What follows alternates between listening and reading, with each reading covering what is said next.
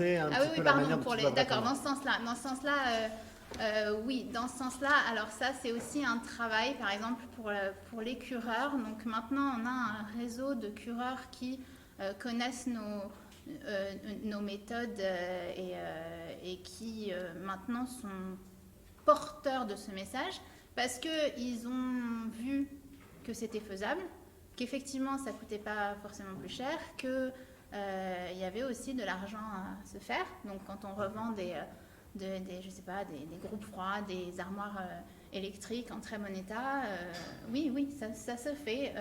On peut revendre des cloisons vitrées, enfin, il y a pas mal de choses qui peuvent trouver preneur. Et donc, c'est faisable. Et le temps qu'on va mettre en plus donc, pour déposer sélectivement, ben c'est de l'argent qu'on gagnera ailleurs.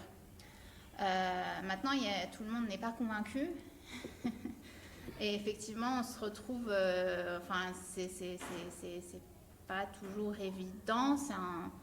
Ouais, c'est encore une fois de la pédagogie. Et puis, on fait signer une charte aux sous-traitants avec nos objectifs environnementaux. Et puis, je suis un peu sur leur dos aussi. Faut pas rester Oui. loin. Les fois où je reste un peu loin, bah, voilà, je me retourne et je me rends compte qu'on a loupé une étape. Et donc voilà. Et là, c'est de ma faute. On fait comme on peut. Bah, Eva, vous, l'enjeu de la matière, c'est aussi un enjeu, on le sait, hein, très important dans le textile et dans la mode. Je pense que vous avez déjà une vision assez précise de la manière dont vous voulez le redévelopper et l'aborder au sein de la caserne. Oui, je pense qu'on peut reconnaître d'abord un produit responsable en s'intéressant à la façon dont il est produit et à la matière qui est utilisée. Et aujourd'hui, moi, j'ai une bataille que j'ai envie de mener, c'est qu'il faut arrêter d'être entièrement dépendant du coton. Aujourd'hui, notre industrie textile, et la matière la plus utilisée qui est naturelle, c'est le coton, et c'est une catastrophe à l'échelle de la planète. Si on refait un peu la base sur le coton, c'est 4% des ressources en eau douce à l'échelle de la planète, pour 3% de l'utilisation des sols, et cette utilisation des sols, on utilise 16% des pesticides à l'échelle mondiale juste pour ces 3%. Donc c'est extrêmement gourmand en pesticides. Et alors pourquoi c'est très grave qu'on utilise autant de pesticides? Je ne sais pas si vous avez vu, mais quand vous faites un long trajet aujourd'hui dans les campagnes françaises, vous n'avez plus d'insectes sur vos pare-brises. La moitié des insectes en 30 ans ont disparu. C'est un maillon de la chaîne alimentaire, certes un petit, mais c'est de très mauvais augure pour ce qui va se passer dans les prochaines années. Donc le coton, il faut arrêter. Il faut trouver, et le coton bio, aujourd'hui, c'est moins d'1% de la production mondiale. Donc ça me fait rire quand j'entends toutes ces marques parler de coton bio. Très bien, c'est des petites quantités et on est très loin d'amener toute cette production au bio parce que pour les agriculteurs, changer leur champ, ça nécessite 3 ans. Et pendant ces 3 ans, ils n'ont pas le label bio, ils ont des productions qui sont moins importantes. Et donc c'est très difficile s'il n'y a pas d'accompagnement. Donc je pense que la Commission européenne les gens qui décident d'où vont les subventions ont un rôle à jouer dans l'accompagnement de la transformation de ces cultures. Et si on essaie de voir un peu où sont les solutions, il y a des fibres d'avenir qui commencent à se dessiner. Et moi, je crois beaucoup aux fibres à base d'algues. Pourquoi ? Parce qu'en termes de ressemblance, aujourd'hui, ça ressemble beaucoup au coton. C'est des fibres qui sont longues, qui sont douces, qui utilisent les mêmes machines industrielles pour être tissées. Et l'impact, il y a 3 impacts positifs. Le premier, il n'y a pas besoin d'eau, parce que les fermes d'algues, c'est sous l'eau.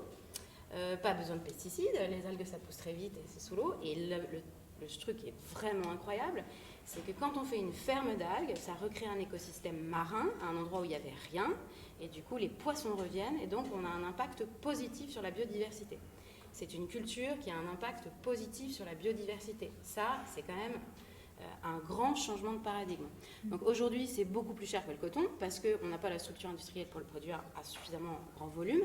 Mais je pense que c'est le rôle des pouvoirs publics et de l'Europe de se positionner en leader pour dire « Ok, le coton, ça suffit, on trouve une fibre qui la remplace et on investit en ayant une vision à 10 ans, 20 ans, 30 ans pour s'extraire de cette dépendance qui est extrêmement nocive pour la planète. » Point numéro 1. Après, il y a plein d'autres fibres en France qui sont très bien. Le lin, c'est une fibre qui est super. 80% de la production mondiale de lin est faite entre Caen et Amsterdam. C'est une fibre zéro déchet, pas d'irrigation, pas de pesticides. C'est une très bonne fibre. On a le chanvre aussi. La France est le premier pays producteur européen de chanvre. Il y a plein de choses aujourd'hui, plein de nouvelles matières, de mélanges de matières qui se dessinent et qui sont qui sont de plus en plus utilisées, en tout cas par les créateurs. Je pense notamment à une marque qui s'appelle IFA et qui s'est positionnée uniquement sur les vêtements à base de chanvre. Et on a il y a plein d'opportunités qui s'offrent à nous. Il faut que les pouvoirs publics s'en saisissent, que les créateurs soient formés et aient accès à ces matières. Ça aussi, c'est hyper important. Parce que le rythme de vie d'un créateur, il doit faire, en tout cas en général quand ils sont petits, il doit faire plein de choses. Donc si on ne l'aide pas à avoir accès à ces matières, il faudra beaucoup d'années. Et après, pour revenir sur qu'est-ce qu'un vêtement responsable, au-delà de l'analyse de la matière qui est extrêmement importante, j'ai assisté à la fin de la conférence tout à l'heure et on parlait de comment on modifie le comportement de consommation. C'est vrai, moi je pense qu'il faut réintroduire le flirt entre le vêtement et l'individu. C'est-à-dire qu'avant d'acheter un vêtement, il faut que je réfléchisse, que j'en ai envie. Et du coup, je vais me renseigner sur de quelle matière il est fait, où il a été produit. Parce que c'est comme quand on tombe amoureux. Est-ce que vous tombez amoureux de quelqu'un que vous ne connaissez pas ? Ben non, ça doit être pareil pour un vêtement.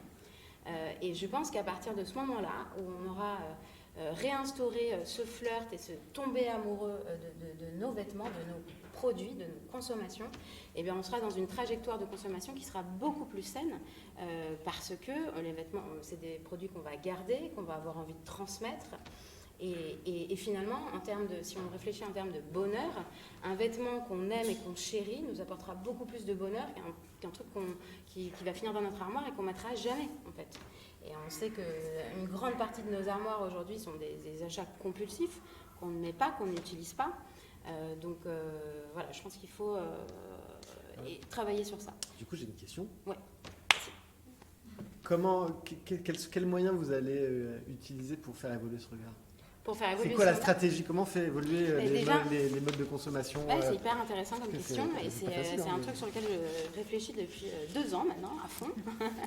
La première chose, c'est très basique, mais c'est de sensibiliser. Voilà, aujourd'hui, on parle, on en discute. Il y a de plus en plus de conférences de ce genre qui se déroulent. Et je suis sûre que demain, si vous achetez un vêtement, peut-être que vous penserez à moi en disant « Est-ce que je l'aime vraiment ?» Voilà. Est-ce qu'on est dans un flirt ou pas ? Après, il y a des nouveaux business models qui commencent à se développer pour les marques. Et là, on est sur un autre truc qui, à mon avis, va prendre beaucoup d'ampleur. C'est la location. En fait, passer d'une économie où je possède le vêtement à une économie où, finalement, c'est l'usage. Parce que, si on reprend la métaphore de l'amour, moi, je suis célibataire, j'ai envie d'aimer plein de monde. Donc, je peux aussi avoir envie d'avoir plein de vêtements et de changer souvent. Et il faut aussi qu'en contrepartie, que les entreprises qui aujourd'hui vendent des vêtements réussissent à évoluer dans ce monde et à faire des bénéfices. Donc j'ai un exemple très concret qui cartonne, c'est ma copine Lisa Gachet, qui a la marque Wear Lemonade et qui a lancé il y a 3 mois un système de location qui s'appelle Frida. Et en fait, c'est 89 € par mois et la personne peut recevoir en illimité des box chez elle qui contiennent 4 vêtements qu'elle choisit. Donc c'est maximum 3 box par mois avec les allers-retours des box. Et en fait, elle a accès à tout le catalogue de Make My Lemonade, mais en location. Et donc elle paye 89 € par mois. Les clientes qui se sont posé la question, est-ce que je dépense 89 € par mois dans un blazer H&M ou Zara et j'en ai qu'un, et est-ce que je préfère pas louer chez Lisa Make My Lemonade ? Le choix est vite fait finalement, parce que il y a un bonheur, il y a une satisfaction qui est bien plus importante, l'impact est bien moins important, la compagnie, la société continue à faire du chiffre d'affaires et à pouvoir prospérer, donc on est sur des nouveaux business models qui sont win-win pour tout le monde. Donc ça, c'est des pistes. Vous pensez que la mode est prête pour l'économie de la fonctionnalité? Mais oui, la mode est prête. Moi, ça fait la mode. En tout cas, la mode y va. La mode doit y aller. Il n'y a pas le choix. Donc, il faut. J'ai un autre modèle, Circle, qui est une marque qu'on inclut dans la caserne, qui s'est montée totalement sur un business d'économie circulaire. Donc, ils font des vêtements de sport qu'on achète, qu'ils ont éco-conçus, à savoir que quand ils ont choisi les matériaux qu'ils utilisent, c'est des matériaux qui savent défibrer et qui savent remettre sur le marché.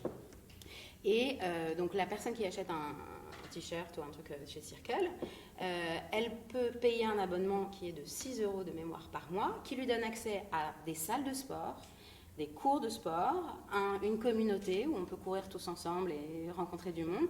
Et en même temps, cet abonnement permet, si mon leggings est troué ou que j'ai envie de changer, et ben de le renvoyer à Circle et Circle m'en renvoie un autre.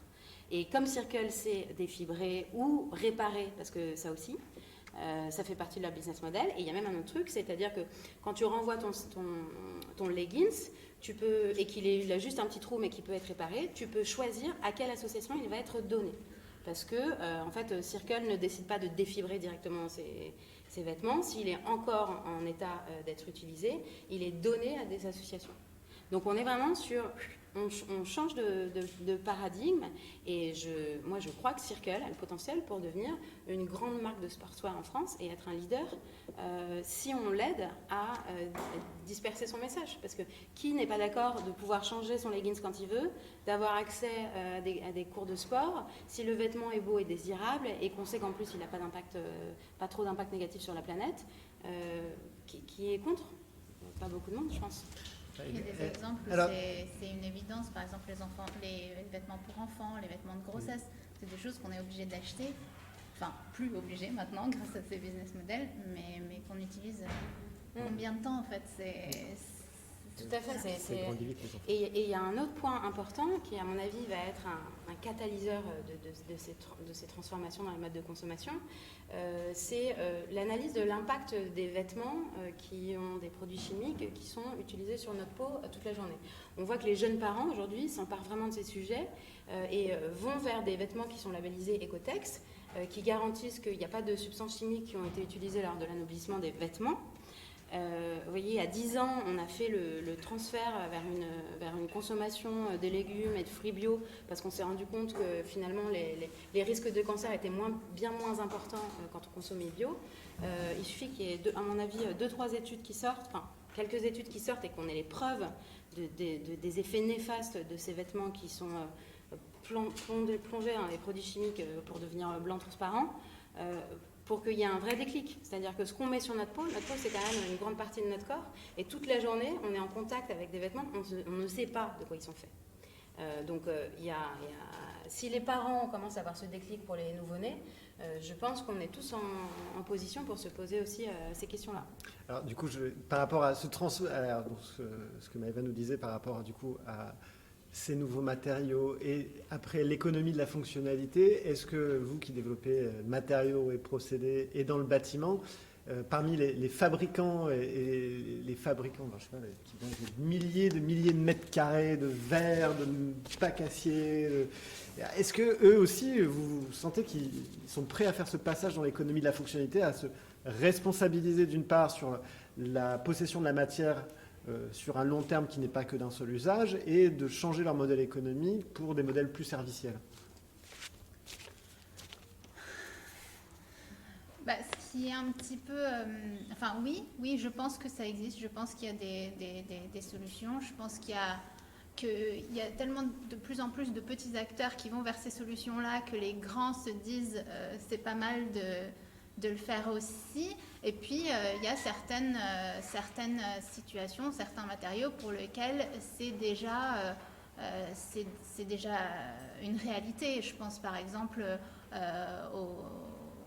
à certains fournisseurs de moquettes qui sont vraiment calés sur ces situations, sur ces pratiques, qui font de l'économie circulaire à partir des fibres de moquettes, à partir de certaines sous-couches qui peuvent recycler, à partir de filets de pêche, ils font de la moquette. Je pense par exemple aux fournisseurs de cloisons amovibles, dont le système même de la cloison amovible est fait de manière à ce que si on en change l'usage, on puisse changer l'intérieur de la cloison. C'est pas encore mainstream, on va dire. Est-ce que par mais exemple, c'est possible. je sais pas, Saint-Gobain, qui réalise 30 000 mètres carrés de vitrage pour une tour à la Défense, loue ses vitrages, pourrait louer ses vitrages? Alors la location, Elle non. s'engage, elle la redépose. Enfin, à ma connaissance, Je sais pas, peut-être. à ma connaissance, non. Par contre, Saint-Gobain, effectivement, s'inscrit dans une logique d'économie circulaire, dans le sens où, par exemple, nous, on essaye de monter un partenariat avec Saint-Gobain pour leur fournir notre verre déposé pour qu'ils le remettent dans le four pour pouvoir refaire des fenêtres. Donc voilà, pour le recyclage, et puis surtout, ils cherchent du gisement. C'est une demande de leur part parce qu'ils pourraient en théorie faire du verre recyclé à 100%. Et ils ne trouvent pas assez de gisement. Donc voilà, ils cherchent activement. Mais c'est vrai que ces solutions-là des fournisseurs sont très souvent de l'ordre du recyclage, parfois du réemploi. La location, j'ai pas vu, mais ça ne veut pas dire que ça n'existe pas. Enfin, de tête comme ça me dit rien. Toi qui a un avis peut-être plus proche de la recherche et des... Ouais, alors déjà, faut pas oublier que qu'innover dans la matière, c'est particulier, puisque contrairement à quand on développe juste un produit fini, quel qu'il soit, en général, on a l'usage, on a les moyens de production et on sait à peu près ce qu'il va faire en attendu. Quand on innove dans la matière, qu'on s'appelle Saint-Gobain, qu'on s'appelle SAS Minimum ou qu'on s'appelle Ipsis, pour citer certains de nos adhérents, en fait, ils ne savent pas tout à fait pendant toute la phase de développement quelles seront les caractéristiques finales de leur matière. Et quand on innove dans la matière, les caractéristiques vont amener un service. Donc typiquement, Saint-Gobain, avec les produits leurs nouvelles vitres qui évitent le nettoyage, donc parce qu'elles ont des traitements de surface particuliers, ils sont déjà dans l'économie de la fonctionnalité parce qu'ils apportent un service supplémentaire où on économise les frais de nettoyage dans les tours de la Défense. Donc ça, c'est une première approche déjà de l'économie de la fonctionnalité et pas forcément d'apporter du service, mais la matière apporte elle-même un service, sans forcément le louer en mensualité. On l'achète en one shot, sauf qu'on achète un service sur une durée donnée. Ça, c'est le premier point. Par contre, des majors du bâtiment, dont je n'ai pas le droit de citer les noms, sont en train de réfléchir à faire de la location de façade. Parce que sur une tour, en fait, sur un bâtiment, ce qu'on va changer, c'est de la façade, en fait. C'est bête, mais c'est à dire. En fait, vous voyez bien qu'entre la RT 2015, entre les bâtiments des années 60 et la RT 2020 qui est en train de sortir, qu'est-ce qui change réellement? Ce n'est pas les matériaux de structure, les poteaux-poutres. Bon, soit on les fait en bois, on les fait en acier ou en béton. On n'a pas révolutionné le monde du bâtiment ni les modes constructifs là-dessus, même s'il y a la brique constructive, la brique compressée qui arrive.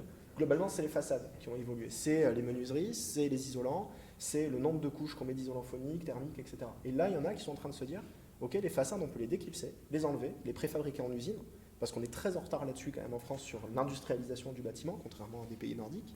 Donc, commençons l'industrialisation en disant, on va produire des façades, on va les louer. Une fois que la période de 10 ans, parce que la nouvelle RT est arrivée, on va pouvoir les démonter, les ramener en usine, les mettre à niveau et les relouer chez quelqu'un d'autre. Et en plus, on va pouvoir améliorer l'esthétique du bâtiment au fur et à mesure pour éviter d'avoir des verrues urbaines qui sont plus trop au goût du jour parce que l'archi a pété un câble et il a mis du verre pomme partout. Ce qui est aussi une réalité d'acceptation du bâtiment. Et là, on arrive sur des nouveaux modèles qui sont en train d'émerger. Nous, on a des adhérents qui travaillent dessus, il y a des majors qui travaillent dessus. Mais le bâtiment est en train d'aller vers bâtiment as a service. Et pour rebondir là-dessus,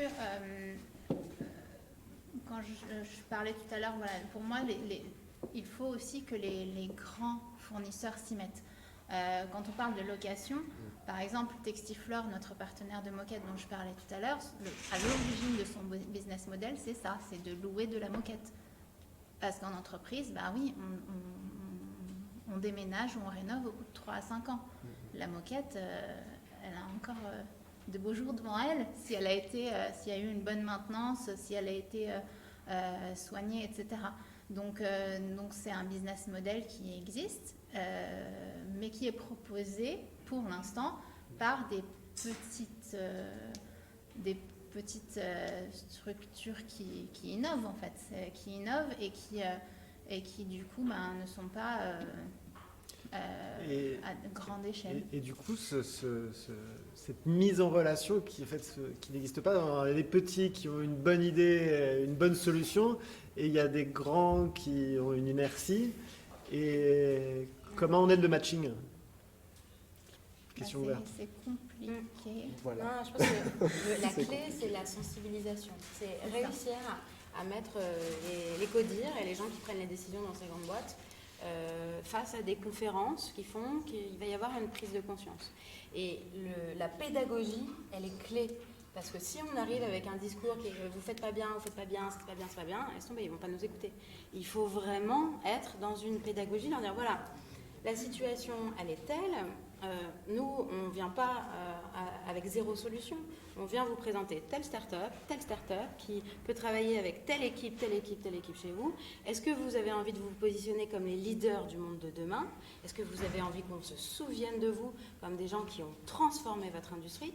Ou est-ce que vous avez envie de faire exactement comme on fait depuis des dizaines d'années et arriver à la situation à laquelle on est aujourd'hui? Et je pense que ça, toute personne intelligente et avec de l'ambition et avec un bon fond, que ce soit PDG de un tel ou d'un tel, tout le monde peut le comprendre. Mais je pense qu'au-delà de ça, il faut aussi leur montrer qu'il y a de l'argent derrière. Ouais. Aussi, Alors, mais Que c'est Bien sûr. une réalité, qu'on n'est pas en train de leur dire on vous demande de vendre à perte, mais juste d'imaginer une nouvelle offre qui va se vendre. Tout à C'est fait. ce qu'on disait tout à l'heure. Juste le matériau, il faut qu'il soit pensé un petit peu différemment. Comme on parlait des préfats, nous sur notre chantier de zéro déchet, il y a le test, on a fait en préfabriqué l'espace sanitaire qui a été préfabriqué. Ça permet de penser en amont, de penser mieux, d'éviter qu'il y ait des chutes, d'éviter. Voilà, ça a énormément d'avantages. Et c'est des offres qui sont possibles, mais il faut prendre le temps d'y réfléchir et surtout de ne pas rester sur Alors, ça. je vais devoir faire le maître du tout. Juste un dernier truc qui me paraît qui paraît important, c'est si j'ai un bouquin à conseiller, c'est L'économie bleue de Gunther Paoli, et sa thèse principale, c'est de dire que déchets plus connaissance égale profit. Donc voilà. Deuxième citation du même livre. Moi, C'est je deuxième voulais juste citation de rajouter Gunther. J'adore Gunther, je suis fan. Moi, je voulais Il va me voir dans les cadeaux.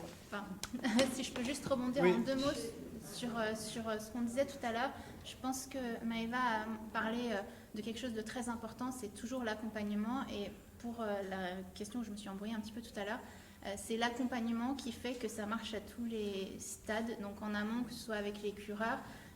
Pendant le chantier, on a un de mes collègues qui est expert chantier et qui suit tous ces projets tout au long et qui lui suit de près la démarche zéro chantier. Et donc je pense que c'est important, c'est quelque chose de très important dans ce changement de paradigme, l'accompagnement du début à la fin, être là, leur montrer qu'on ne leur demande pas des choses folles et qu'on s'attend à ce qu'ils se débrouillent tout seuls. On leur dit il faudrait faire différemment, mais on leur montre comment et on est là pour aider. C'est pas pour mettre les gens en difficulté, c'est vraiment pour voilà. Donc pardon. Question. Il semble aussi qu'il y a une autre question en plus de tout ce que vous venez d'énumérer, c'est la viabilisation des matériaux, qui est un gros problème dans l'architecture comme dans la scénographie, par exemple, pour tout ce qui est résistance au feu ou toutes les normes qui doivent être appliquées dans l'architecture, et que c'est souvent un frein en fait sur justement des nouveaux des néo-matériaux. Comment est-ce que vous, à votre échelle, vous pouvez en fait faire changer ce paradoxe-là en fait pour que justement ces nouveaux matériaux puissent être utilisés dans l'architecture? Alors, je peux y répondre, Ouais, c'est ça.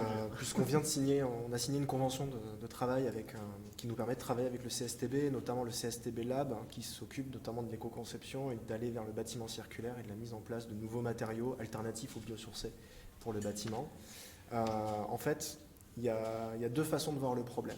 La première façon, c'est de se dire qu'on a développé un matériau qui doit obligatoirement être utilisé dans le bâtiment à un usage structurel anti-feu, où ils doivent être soumis à telle ou telle problématique.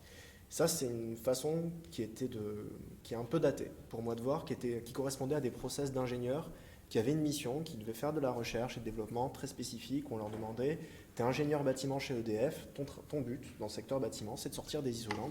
Et si tu développes un matériau qui ne peut pas rentrer là-dedans, ben en fait, tu as travaillé pour rien, donc tu ne feras pas carrière.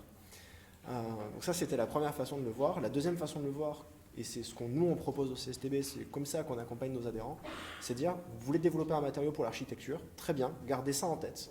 Mais ça sera peut-être votre marché dans 20 ans, parce qu'il y aura toutes les ATEX à passer, il y aura toutes les normes à passer, et vous n'aurez pas le choix, de toute manière, que d'y passer. Pourquoi c'est si long? Parce que ça coûte beaucoup d'argent, et qu'en fonction du volume de pose, par exemple, si vous développez une nouvelle moquette, si cette moquette, vous la pouvez la contre-coller, ben, il faut faire un test d'ATEX de moquette plus colle, avec différents types de colle, pour voir s'il y a une bonne compatibilité feu, Sony, feu, etc., sur toutes ces caractéristiques. Si elle doit être vissée, bah, faut faire des tests avec les vis, mais c'est les mêmes, et il faut repayer latex feu, etc., enfin l'accréditation feu, et si elle ne doit pas se coller et si elle se clipse, il faut faire la même chose mais clipser. Donc ça coûte extrêmement cher en fonction des techniques de pose des gens du BTP en fait. Et c'est ça qui fait que ça fait cher. Par contre, nous, ce qu'on leur dit, c'est garder cette ambition de volume et d'aller sur le BTP, puisque souvent ils veulent changer le monde du BTP parce qu'il y a beaucoup de matériaux et il y a beaucoup de pollution. Et il y a beaucoup de déchets en ressources. Voilà. Et nous, ce qu'on leur dit, c'est attaquer d'autres marchés où il y a moins de contraintes. Donc typiquement, nous, on travaille avec des adhérents qui ont développé donc Scale, qui développe des revêtements. Ils voulaient faire du revêtement mural pour l'architecture ou au sol. Au début, ils ont dit, voilà, on est ça. On leur a fait la liste de tout ce qu'ils devaient faire. Ils ont fait, OK, qu'est-ce qu'on peut faire? On leur fait, faites des matériaux pour le design et dans le mobilier. Attaquez par ça, lancez votre première usine, lancez un volume, dégagez de l'argent, levez des fonds, et au fur et à mesure, vous allez aller vers le BTP. Mais d'abord, attaquez un marché plus accessible, où en plus, il y a plus de marge. Parce que c'est aussi le paradoxe du métier du BTP, c'est qu'on fait beaucoup de volume, mais la marge au volume, elle n'est pas très élevée sur les matériaux. Donc ça leur permet d'attaquer ça. On l'a conseillé pour Ipsys, on l'a conseillé pour plein de nos entreprises qui sont dans ces domaines-là. Il n'y a pas des lobbies qui bloquent un peu l'arrivée de nouveaux matériaux sur la... Alors c'est paradoxal, le CSTB est un anti-lobby à lui-même. Si on prend les cas des céramiques, au début on avait mis des normes parce qu'il y avait des producteurs de céramique en France. Donc sur les tailles des céramiques qu'on peut mettre en parement mural, plus il y a très peu d'usines de céramique en France. Elles sont toutes parties en Turquie, Allemagne, Italie et Portugal. La norme n'a pas changé. Ce qui fait que les archis ne peuvent plus installer les nouveaux standards au niveau international de taille de céramique. Donc on peut faire quasiment maintenant des façades entières d'un seul tenant. Ça arrive sur le marché. C'est impossible en France parce que la norme n'a pas changé depuis les années 60. Alors, excusez-moi, du coup, normalement, on a déjà... il y a un sujet en plus que je n'ai pas pu aborder, mais je vais quand même vous laisser la parole. Bon, je voulais aborder le sujet de la traçabilité, qui est un sujet important. Mais bon. Est-ce qu'il y a des questions vous souhaitez poser des questions?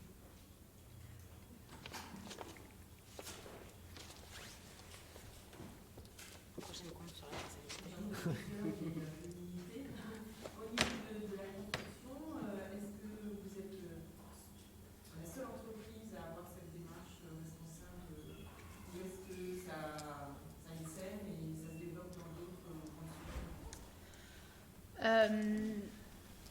Alors, moi,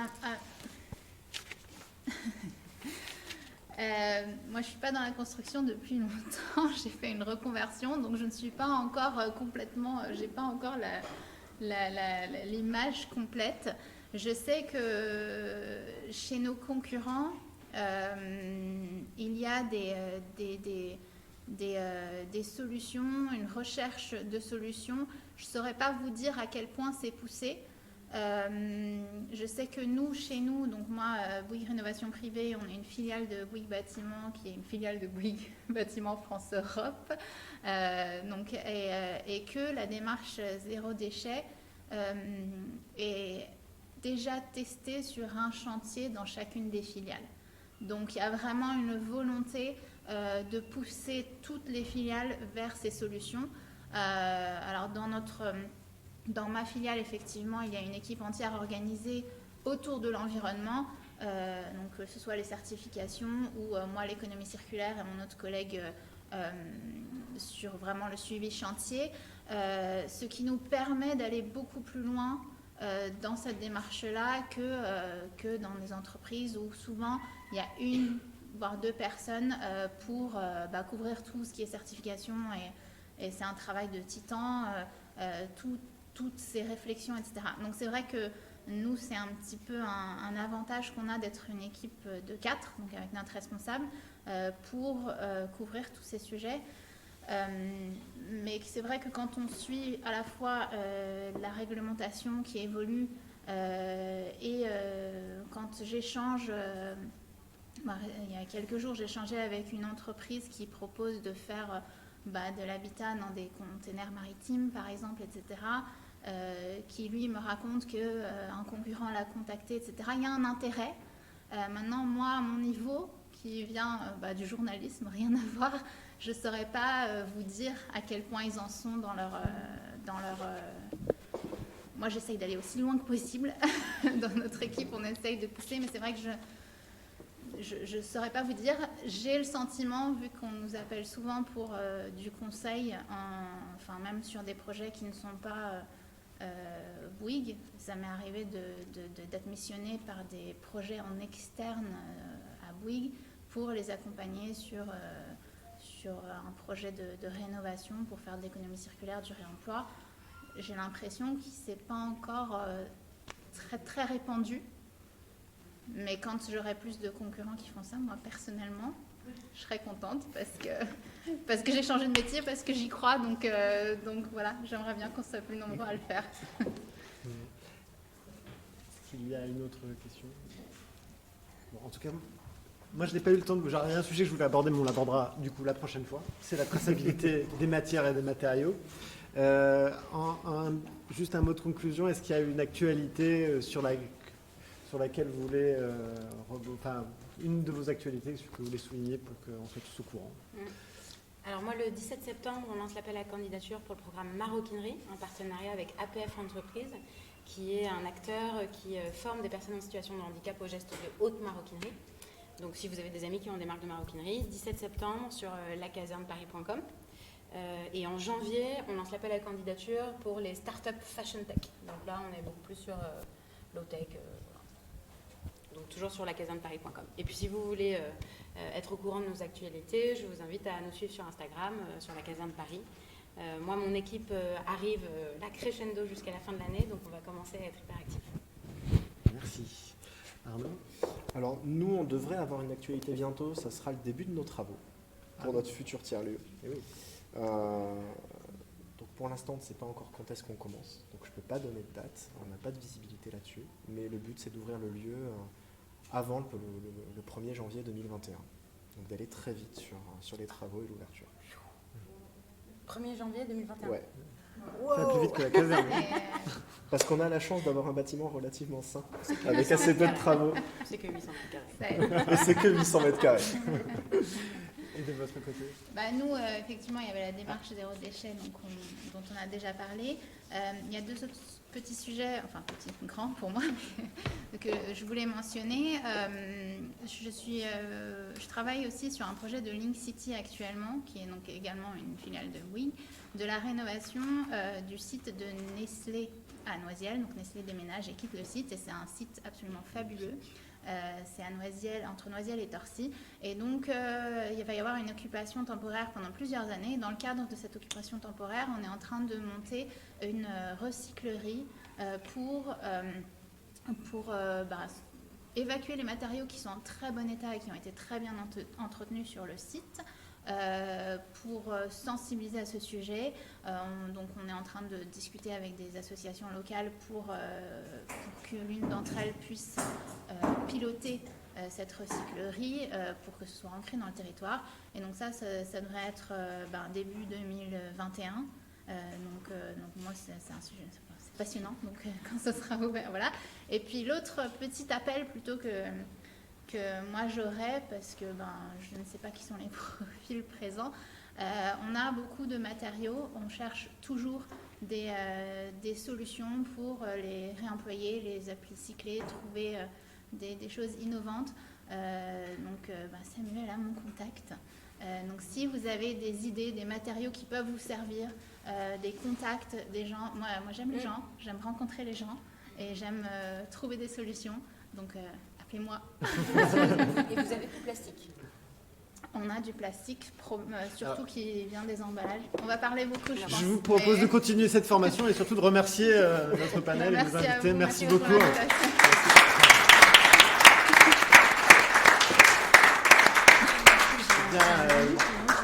20 minutes de pause et on se retrouve pour la dernière conférence Il y a une marketplace de plastique qui s'appelle à 17h. Ouais. et en gros, ils récupèrent auprès d'entreprises tous leurs déchets plastiques, ils les retrient, ils les revalorisent.